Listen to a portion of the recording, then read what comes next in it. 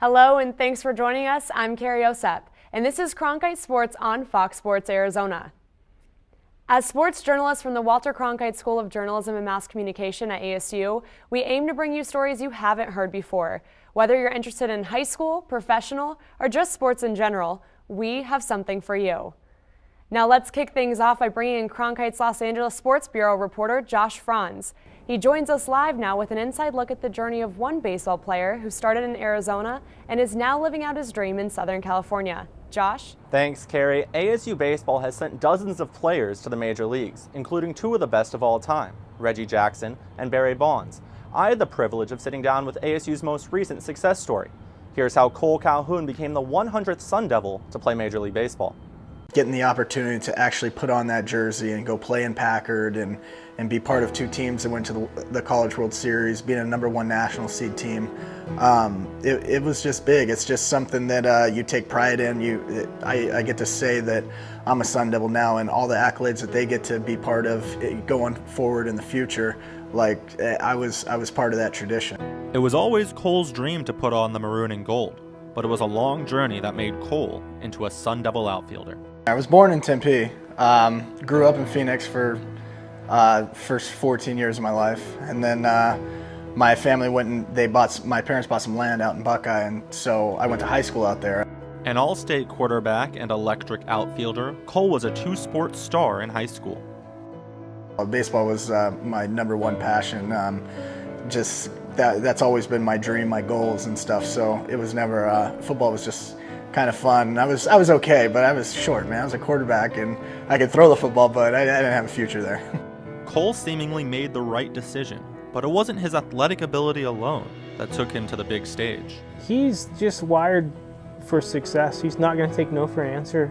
After a successful high school career, Cole had to pick where he wanted to play college ball. His first stop was not at Tempe, to play for then-assistant Tim Esme.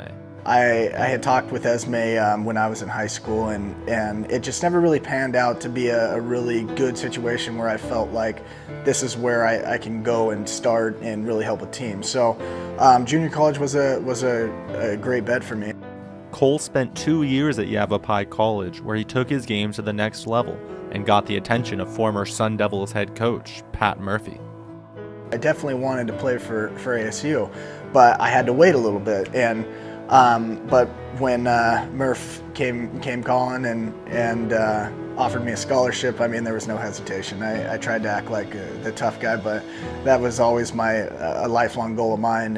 And yeah, when I got the opportunity, I jumped all over it. An additional advantage was sharing a clubhouse with future major leaguers Mike Leake and Ike Davis. I was looking up to guys that I even played with. Like Leake, I loved watching. Ike was a big player. You just kind of like look up. These guys are going to the College World Series, and it's just like, man, I've watched this growing up, and when I got an opportunity to be a part of it, like I said, jumped all over it. Cole looked up to great players on the field, but it was his role models off of the field that helped him stay focused on baseball. His parents are very passionate. They love the game of baseball. They love Cole. His dad, I mean, I'm a parent. I got little girls and stuff, and I know that they're just on cloud nine that their son plays Major League Baseball. They have been through it all with me, you know, from taking me to tournaments and all the sacrifices they made on weekends. I mean, all our vacations, all their vacation time was based around baseball, and for my sisters as well. I mean, my family's such a big support base that you know, without them, I wouldn't be where I am today. Today, Cole is a starter in right field for the Angels, the team that had the most wins in Major League Baseball this season. There's just one thing he'd like for everybody to remember. I'm just a kid that loves to play the game. You know, I don't really, I'm not some big superstar or anything like that, but I got a chance to achieve my goals and reach my dream. I mean, I got my dream job. I get to play baseball for a living. So extremely lucky and blessed, and I hope everybody knows that. Cole Calhoun, Mike Trout, Albert Pujols, and the rest of the Angels look to turn their regular season success into a World Series win. Cole added that if the situation is right, one day he wouldn't mind suiting up for his hometown Diamondbacks. Thanks, Josh. Coming up on Cronkite Sports, We feature an Arizona gymnast who is positioning herself for the 2016 Summer Olympics in Rio. And later, we look into a much talked about sports injury that actually affects female athletes more than males.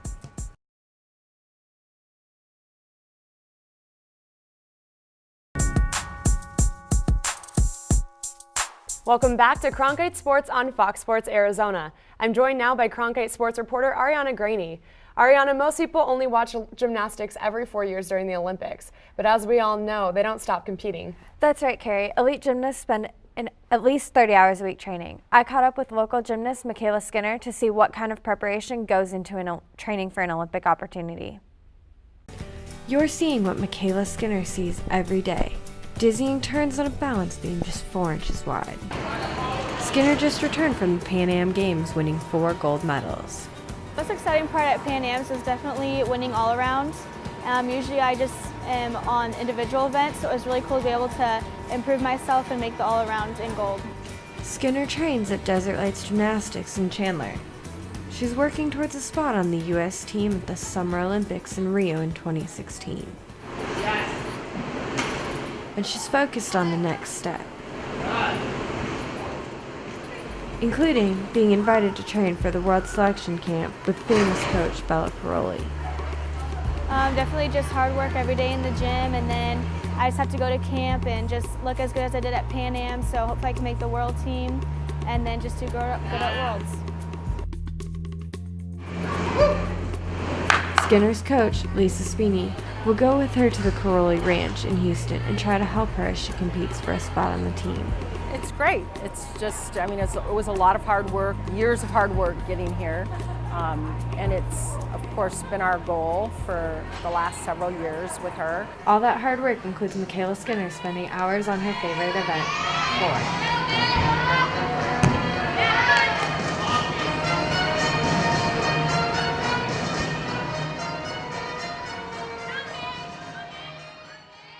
Just like to be a daredevil and throw big skills, and it's just what I like to do.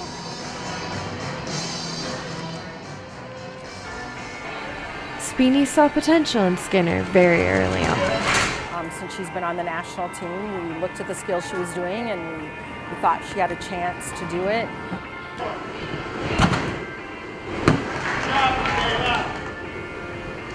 Michaela Skinner has been training at Desert Lights for over 7 years. It's basically her home away from home, spending an average of 30 hours a week there.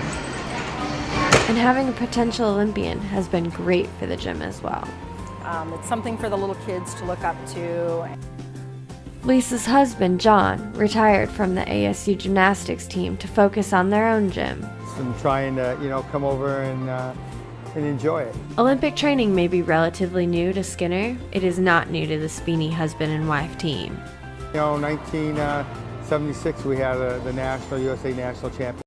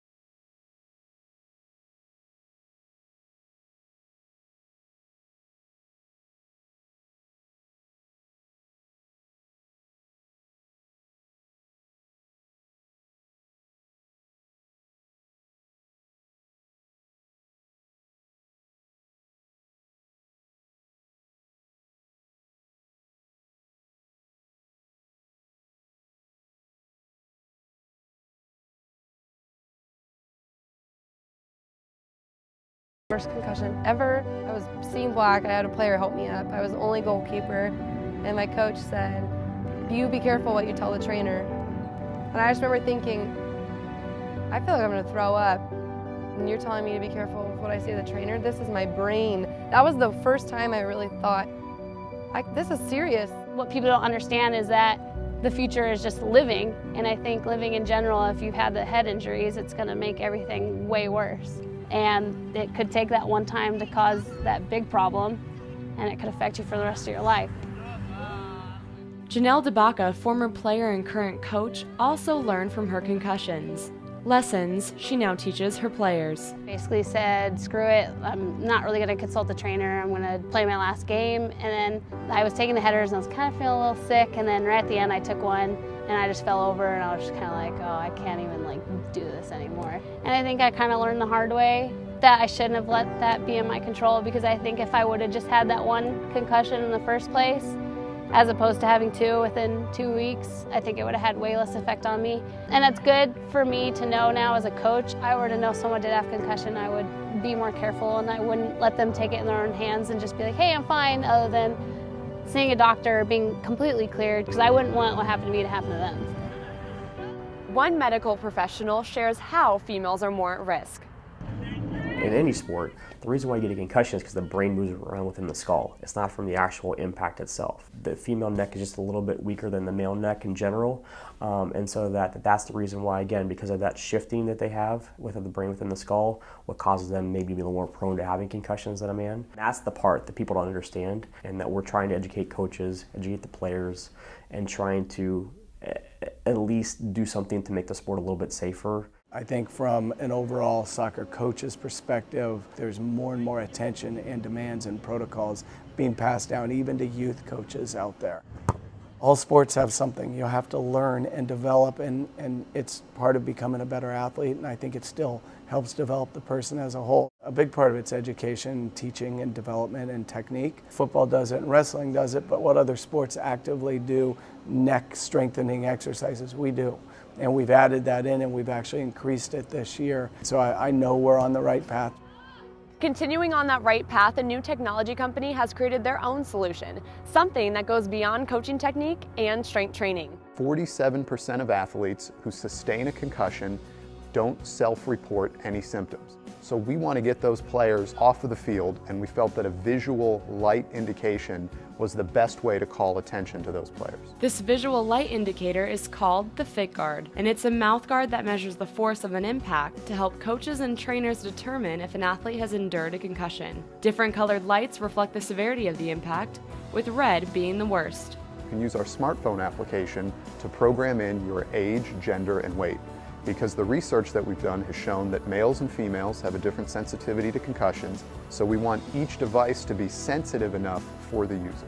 And it's going to create a log of the impacts that the mouthguard registers over the course of a game, a week, a season. We want to be able to provide that data to the doctors who are out there researching concussions so that we can start to draw some meaningful conclusions using quantitative data. On top of this new technology that is set to launch early next summer, people like athletic trainer Bryce Nalepa at the Banner Concussion Center have their own methods for helping athletes. We look at their eyes, we look at their vestibular system, and we try to look at their cognitive ability and try to bring all those parts together to determine what's affected and what maybe we can help them with in order to get them back to the field or back to school or back to life. As much as we know about concussions now, that's come a long way in the last 5 years, there's still so much that we don't know. That's where the next challenge is for all of us as we move forward in this field. And for someone who loves the sport of soccer, the risks are well worth it. Sports are something that's so amazing. And I don't regret one bit of my injuries or playing soccer. It taught me more than anything. People tend to look at women as weaker or anything but that. According to WomenSportsFoundation.org, in a ranking of high school and college sports on the basis of concussions as a percentage of all injuries, women's soccer ranked highest along with women's basketball. And I can attest to the high risk of concussions. While playing soccer on club teams and in high school, I suffered at least 5 concussions. And after each injury, I was back on the field the next day. No baseline test, no doctor visits.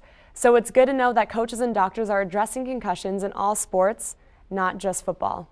Coming up next on Cronkite Sports on Fox Sports Arizona, we talk to the player who was a part of a play that will go down in ASU history.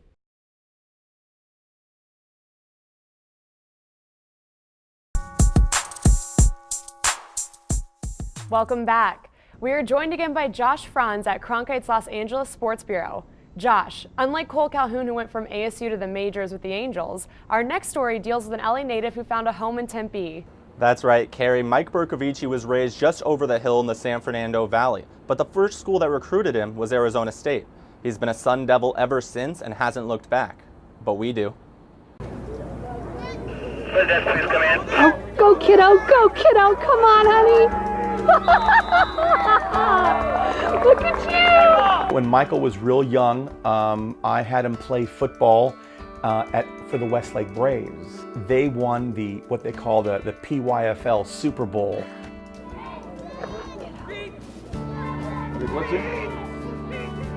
I was his offensive coordinator, but every time I'd call a play and we'd signal it from the sideline, he'd never call the play that I told him to because he was the manager. He knew what he wanted to do, and then he'd call whatever he wanted.